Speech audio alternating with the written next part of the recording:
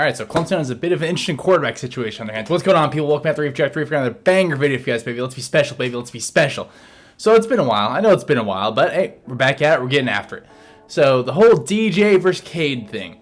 You know, I will say DJ is probably the better, more, ready passer at the moment compared to Cade, but we still haven't seen a lot of Cade. But at the same time, you can't ignore the fact that Cade came in there and scored 16 points. You can't ignore that. And I thought it was very interesting, too, that right after the game, Dabo said, immediately, Cade's going to be the backup. It's DJ's team. DJ's the starter. And, Cade said the same thing. I'm going to roll the clip now. The preparation we've been doing over the past, 10 months together, she was just really proud of me. But, then I immediately told him, bro, this is your team, man. Like, you might have an off game, but it's your team, and it's in 2 weeks from now, you're gonna come back and do something you really want to do, and you've been waiting to do for a while against Notre Dame. So he's excited for that, and I'm pumped for him. And Now, Cade, young man, all the athletes that we love and admire: Michael Jordan, Tom Brady, Kobe, the late Kobe Bryant, Tiger Woods.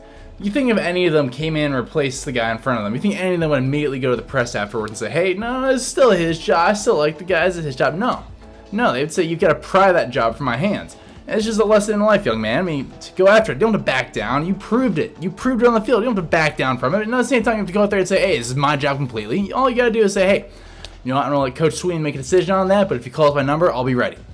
You don't even got to say anything. But you don't have to immediately kind of, fold, bend the knee and say, "It's DJ's team, DJ's the guy." No, where's that competitive drive, that competitive fire? And I know he's a nice kid. He's a nice, God-fearing kid. And, it'll come. That fire will come eventually. But the whole, DJ thing. What if this is a situation similar to 2017 when we had Kelly Bryant as the starter and we had a 5-star and Hunter Johnson on the bench? And even when Kelly Bryant, unfortunately got a concussion against Syracuse, he didn't put he didn't put Hunter Johnson in there to play Syracuse. He put Cooper in there, and Cooper ended up transferring out of the program. And he didn't even transfer to a Power 5 school. But the reason I think he did that is because he saw Trevor Lawrence on the horizon. He saw Trevor Lawrence.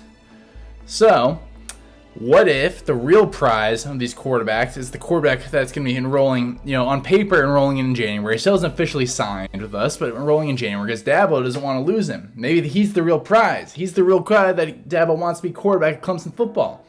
I don't know. It's just a theory out there as to why he's so hesitant to play Cade right now.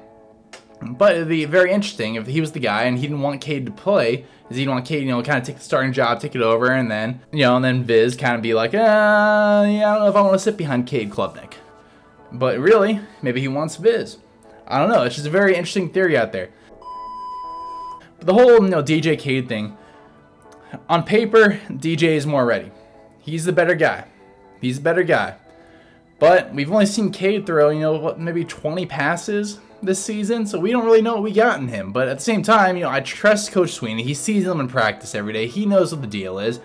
But at the end of the day, we need an offense that's going to score points. And I know, it wasn't all DJ's fault on Saturday. It wasn't all of his fault. Shipley fumbled. The receivers weren't getting open. But at the same time, there was a spark in there. So as soon as we put Cade in there, a fire lit on everybody's butt of, hey, I got to get in shape, I got to do it. Or maybe it was a Cade spark. I don't quite know. But something happened, something changed, and the offense just started playing better. And obviously, they went and scored 16 points unanswered. I don't know. But I do think for the win now perspective of the team, DJ is the better fit for our current team.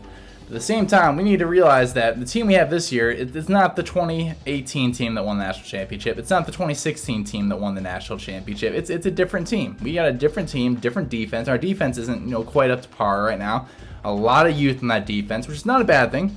Not a bad thing by any measure, but we just have a lot of youth in that defense, a lot of young guys that, are kind of, earning their stripes, especially in the secondary. A lot of new faces that haven't quite gotten the playing experience, and our secondary is struggling. There's no way around it. They are struggling. And even guys like Brian Brzee, I know he's had a lot going on in his life, with Ella, and then the whole liver or kidney issue that he had, and coming back from the ACL too is not an easy thing, especially for a big guy like himself that relies heavily on just being bigger and more explosive than everybody on the defensive line.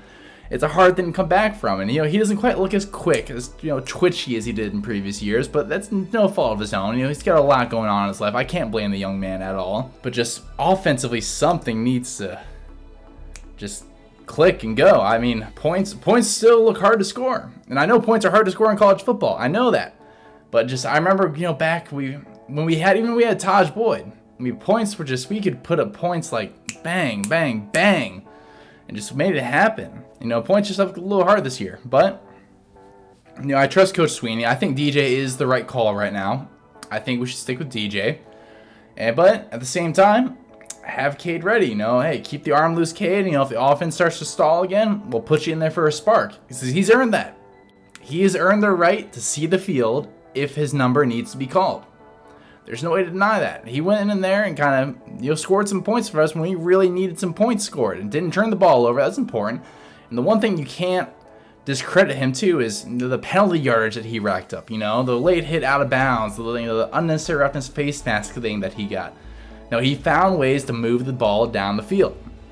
And that's the name of the game, moving the ball down the field. But I think it's just something to keep an interesting eye on. I know the media is going to be all over DJ for then this week and next week going into the Notre Dame game. I say, hey, what do you think about being replaced by Cade? Like, that's that relationship going, this and that. Ignore the noise. Tone it out, DJ. Tone it out. Let's hunker down. Let's get ready for Notre Dame. Hey, let's keep treading, climbing the mountain this season, and hey, getting closer and closer to the college football playoffs, baby. But that's all I got for today, guys. As always, have a great day. Tell somebody you love them. Deuces.